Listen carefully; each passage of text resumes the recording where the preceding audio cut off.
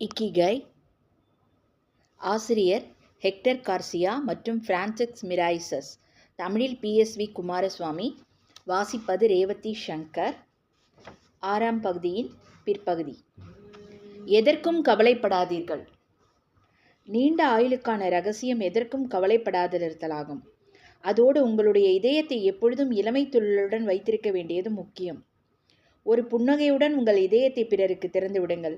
அப்படி செய்தால் உங்கள் பேரக்குழந்தைகளுக்கும் பிறகும் உங்களை பார்க்க விரும்புவர். பதற்றத்தை குறைப்பதற்கான சிறந்த வழி தெருவில் இறங்கி மக்களுக்கு ஹலோ கூறுவது தான். அதைத்தான் நான் தினந்தோறும் செய்து கொண்டிருக்கிறேன். நான் வெளியே சென்று மக்களிடம் ஹலோ என்றும் உங்களை பிறகு சந்திக்கிறேன் என்றும் கூறுகிறேன். பின்னர் வீட்டுக்கு திரும்பி வந்து என்னுடைய காய்கறி தோட்டத்தை பராமரிக்கிறேன். மாலை வேளைகளில் என் நண்பர்களுடன் என் நேரத்தை செலவழிக்கிறேன். இங்கு எல்லோரும் ஒருவருக்கொருவர் ஒத்தாசையாக இருக்கின்றனர். பிரச்சனைகளை ஏற்படுத்த இங்குள்ளவர்கள் எவரும் விரும்புவதில்லை. ஒன்றாக கூடி நேரத்தை போக்குவதும் குதூகலமாக இருப்பதும் தான் இங்கு முக்கியம். நல்ல பழக்க வழக்கங்களை வளர்த்து கொள்ளுங்கள். தினமும் காலையில் 6 மணிக்கு எழுந்து என் அறையின் திரைச்சீலையை விலக்கி என் காய்கறி தோட்டத்தை பார்ப்பதில் நான் மிகவும் மகிழ்ச்சி அடைகிறேன். நான் உடனே வெளியே சென்று தோட்டத்தில் இருக்கும் தக்காளியையும் ஆரஞ்சுகளையும் பார்வையிடுகிறேன். அவற்றை பார்ப்பதே எனக்கு மகிழ்ச்சி ஊட்டுகிறது, என்னை ஆசுவாசப்படுத்துகிறது. 1 மணி நேரம் தோட்டத்தில் இருந்துவிட்டு வீட்டுக்குள் சென்று காலை உணவை தயாரிக்கிறேன். எனக்கு தேவையான காய்கறிகளை நானே பயிரிட்டுக் கொள்கிறேன். அவற்றை நானே சமைத்தும் கொள்கிறேன். அதுதான் என்னுடைய இக்கிகை. வயதான பிறகும் துடிப்புடன் இருப்பதற்கான இரகசியம் உங்களுடைய விரல்களில் இருக்கிறது. உங்களுடைய விரல்கள் உங்கள் மூளையோடு தொடர்புடையது. நீங்கள் உங்கள் விரல்களை சுறுசுறுப்பாக வைத்துக் கொண்டால் 100 வயதை உங்களால் எட்ட முடியும். நான் தினமும் அதிகாலை 4 மணிக்கு எழுந்து விடுவேன். அலாரம் வைத்து எழுந்து ஒரு காப்பி குடித்துவிட்டு சிறிது நேரம் என் கைகளை மேலும் கீழும் ஆட்டி மிதமான உடற்பயிற்சி செய்வேன். அன்றைய நாளின் மீதி பொழுதுகளை கழிப்பதற்கான ஆற்றலை அது எனக்கு கொடுத்துவிடும். நான் எல்லாவற்றிலும் சிறிது சிறிது சாப்பிடுவேன். அதுதான் என்னுடைய இரகசியம் என்று நான் நினைக்கிறேன். நான் உண்பதில் பல்வகை தன்மை இருப்பதை நான் விரும்புகிறேன். வேலை செய்து கொண்டிருக்க வேண்டும். நீங்கள் வேலை செய்யாவிட்டால் உங்களுடைய உடல் தளர்ந்துவிடும். நான் காலையில் எழுந்ததும் நேராக புட்சுடனுக்கு சென்று ஒரு ஊதுபத்தியை ஏற்றி வைப்பேன். உங்களுடைய மூதாதையரை நீங்கள் உங்கள் மனதில் இருத்தி வைத்திருக்க வேண்டும். காலையில் எழுந்தவுடன் முதல் வேலையாக அதைத்தான் செய்ய வேண்டும். நான் தினமும் அதிகாலையில் ஒரே நேரத்திற்கு எழுந்திருப்பேன். காலை வேளைகளை என்னுடைய காய்கறி தோட்டத்தில் செலவழிப்பேன். வாரத்திற்கு ஒரு நாள் நான் என் நண்பர்களுடன் சேர்ந்து நடனமாடுவேன். நான் தினமும் காலையில் உடற்பயிற்சியில் ஈடுபடுவேன். சிறிது தூரம் நிதானமாக நடந்துவிட்டு வருவேன். நான் காலையில் எழுந்தவுடன் என்னுடைய தாய்சோ உடற்பயிற்சியை மேற்கொள்ள மறக்க மாட்டேன். காய்கறிகளை உண்பது, அதுதான் நான் நீண்ட நாட்கள் வாழ்வதற்கு உதவுகிறது. நீண்ட காலம் வாழ வேண்டுமென்றால் அதற்கு 3 விஷயங்கள் தேவை: உடற்பயிற்சி, நல்ல உணவு மற்றும் பிற மக்களுடன் நேரம் செலவழித்தல். தினமும் உங்கள் தோழமையை பேணி வாருங்கள். நண்பர்களுடன் நேரம் செலவழிப்பது தான் என்னுடைய இக்கிகையில் முக்கியமானது. நாங்கள் இங்கு கூடி பேசுவோம். அடுத்த நாளும் நான் அவர்களை இங்கு சந்திப்பேன் என்பதை நான் எப்பொழுதும் அறிந்திருக்கிறேன். இதுதான் என் வாழ்க்கையில் எனக்கு மிகவும் பிடித்தமான விஷயம். நண்பர்களுடனும் அண்டை வீட்டாருடனும் பழகுவது தான் என்னுடைய முக்கியமான பொழுதுபோக்கு. நீங்கள் நேசிக்கும் நபர்களுடன் தினமும் பேசிக்கொண்டிருப்பது தான் நீண்ட வாழ்க்கைக்கான இரகசியம். தினமும் காலையில் வீட்டை விட்டு வெளியே வந்து 7:20 8:15 வரை பள்ளிக்கு சென்று கொண்டிருக்கும் சிறுவர் சிறுமியரிடம் நான் ஹலோ என்றும் அப்புறம் சந்திக்கலாம் என்றும் கூறுவேன். என்னை கடந்து காரில் செல்கின்ற ஒவ்வொருவரும் நான் கையை அசைத்து எச்சரிக்கையாக ஓட்டுங்கள் என்று கூறுவேன். எல்லோரும் போன பின் நான் வீட்டுக்கு திரும்பி விடுவேன். என்னை பொறுத்தவரை என் அண்டை வீட்டாருடன் தேநீர் அருந்திக் கொண்டே அரட்டை அடிப்பதும் அவர்களுடன் சேர்ந்து பாடுவதும் தான் என் வாழ்க்கையின் சிறந்த விஷயங்கள். நான் தினமும் அதிகாலை 5 மணிக்கு எழுந்து விடுவேன். பிறகு கடலுக்கு நடந்து செல்வேன். அதன் பிறகு நான் என் நண்பரின் வீட்டுக்கு செல்வேன். ஒன்றாக தேநீர் அருந்துவோம். மக்களுடன் நன்றாக பழகுவதும் ஓரிடத்திலிருந்து மற்றொரு இடத்திற்கு செல்வதும் தான் நீண்ட வாழ்க்கைக்கான இரகசியம்.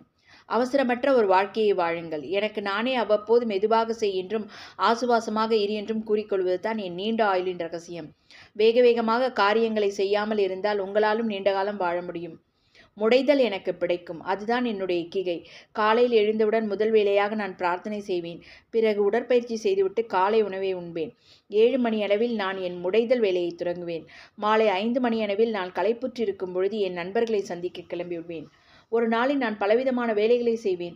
எப்பொழுதும் எதிலாவது மும்முரமாக இருப்பேன். ஆனால் ஒரு நேரத்தில் ஒரு வேலையை மட்டுமே செய்வேன். நீண்ட ஆயுளுக்கான இரகசியம் சீக்கிரமாக தூங்கி சீக்கிரமாக விழித்து கண் விழித்தவுடன் உடற்பயிற்சி செய்வது. அமைதியாக வாழ்ந்து கொண்டு சின்ன சின்ன விஷயங்களை ரசித்து மகிழ்வது. உங்களுடைய நண்பர்களுடன் நன்றாக பழகுவது. கோடை, குளிர், வசந்தம், இலையுதிர் என்று எல்லா பருவங்களையும் மகிழ்ச்சியுடன் கொண்டாடுவது. எப்பொழுதும் நம்பிக்கையுடன் இருங்கள். தினமும் எனக்கு நானே இப்படி கூறிக்கொள்வேன். இன்றைய நாள் ஆரோக்கியத்துடனும் ஆற்றலுடனும் இருக்கும். இன்றைய நாளை நான் முழுவதுமாக ரசித்து கழிப்பேன். எனக்கு 98 வயது ஆகிறது. ஆனால் நான் இளமையாக இருப்பதாகவே நினைத்துக் கொள்வேன். நான் என்ன செய்ய வேண்டிய விஷயங்கள் ஏராளம் உள்ளன. சிரியுங்கள். சிரிப்புத்தான் எல்லாவற்றையும் விட முக்கியமானது. நான் எங்கு சென்றாலும் சிரித்துக் கொண்டே இருப்பேன். 100 வயது வரை வாழப்போகிறேன். அதில் என்ன சந்தேகம் இருக்க முடியும்? இதுதான் என்னை பெரிதும் ஊக்குவிக்கும் ஒன்று. உங்களுடைய பேரக் குழந்தைகளுடன் ஆடி பாடுவதுதான் வாழ்க்கையின் மிக சிறந்த விஷயம். இங்கு பிறந்திருப்பதற்கு நான் அதிர்ஷ்டம் செய்திருக்க வேண்டும். அதற்காக நான் ஒவ்வொரு நாளும் நன்றி கூறிக்கொள்கிறேன். இந்த ஊர் எனக்கு கொடுத்துள்ளவற்றில் ஒரு சிறிதை திருப்பிக் கொடுப்பதற்காகத்தான் நான் தன்னார்வ பணியில் ஈடுபட்டுள்ளேன். எடுத்துக்காட்டாக, என் நண்பர்கள் மருத்துவமனைக்கு செல்வதற்கு என் காரை நான் அவர்களுக்கு தருகிறேன். நீண்ட ஆயுளுக்கான ரகசியம் என்ற ஒன்று கிடையாது. வாழ்க்கையை வாழ்வதில்தான் சூட்சுமம் அடங்கியிருக்கிறது. ஒக்கிமி வாழ்க்கை முறையின் முக்கிய அம்சங்கள். நாங்கள் பேட்டி கண்டவர்கள் அனைவரும் சொந்தமாக காய்கறி தோட்டங்களை வைத்துள்ளனர். தேநீர், ஆரஞ்சு, ஷிக்குவாசா போன்றவற்றையும் பலர் வளர்த்து வருகின்றனர். அவர்கள் அனைவரும் ஏதாவது ஒரு சமூக அமைப்பில் உறுப்பினர்களாக உள்ளனர். அங்குள்ளவர்கள் தங்களை குடும்ப உறுப்பினர்கள் போல நடத்துகின்ற உணர்வு அவர்களுக்கு கிடைக்கிறது. அவர்கள் சிறிய விஷயங்கள் உட்பட அனைத்தையும் கொண்டாடுகின்றனர். இசை, பாட்டு, நடனம் ஆகியவை இவர்களுடைய அன்றாட வாழ்க்கையின் இன்றியமையான பகுதிகளாக உள்ளது. அவர்களுக்கு வாழ்க்கையில் ஒரு முக்கிய நோக்கம் இருக்கிறது, அல்லது முக்கிய நோக்கங்கள் இருக்கிறது. அவர்களுக்கென்று ஒரு கீகை இருக்கிறது. ஆனால் அவர்கள் அதை தீவிரமாக எடுத்துக்கொள்வதில்லை. அவர்கள் எப்பொழுதும் ஆசுவாசமாக உள்ளனர். அவர்கள் தங்களுடைய பாரம்பரியம் குறித்தும் உள்ளூர் கலாச்சாரம் குறித்தும் பெருமையாக உணர்கின்றனர். தாங்கள் செய்யும் அனைத்தையும் அவர்கள் பெரும் வேட்கையோடு செய்கின்றனர். அவை முக்கியத்துவம் இல்லாதவை போல தோன்றினாலும் இந்த வேட்கை உணர்வு அவர்களை விட்டு அகல்வதில்லை. மக்களுக்கிடையேயான தொடர்பு அவர்களிடம் வலுவாக இருக்கிறது. அவர்கள் ஒருவருக்கொருவர் எல்லாவற்றிலும் ஒத்தாசையாக இருக்கின்றனர். அது வயல் வேலையாக இருந்தாலும் சரி, வீடுகளை கட்டுவதாக இருந்தாலும் சரி, அல்லது நகராட்சி திட்டங்களாக இருந்தாலும் சரி, அவர்கள் அதில் ஒருவருக்கொருவர் உதவுகின்றனர். அந்த ஊரில் இருந்த கடைசி நாளன்று இரவு உணவு உண்ணச் சென்ற பொழுது உள்ளூர் நண்பரான மியாக்கியும் எங்களுடன் வந்தார். தன் நண்பர்களின் உதவியுடன் தான் ஒரு வீட்டை கட்டி கொண்டிருந்ததாகவும், அடுத்த முறை நாங்கள் ஒக்கிமிக்கு வரும்பொழுது தன்னுடைய வீட்டில் தங்கிக் கொள்ளலாம் என்றும் அவர் எங்களிடம் கூறினார். அவர்கள் எப்பொழுதும் சுறுசுறுப்பாக இருக்கின்றனர்.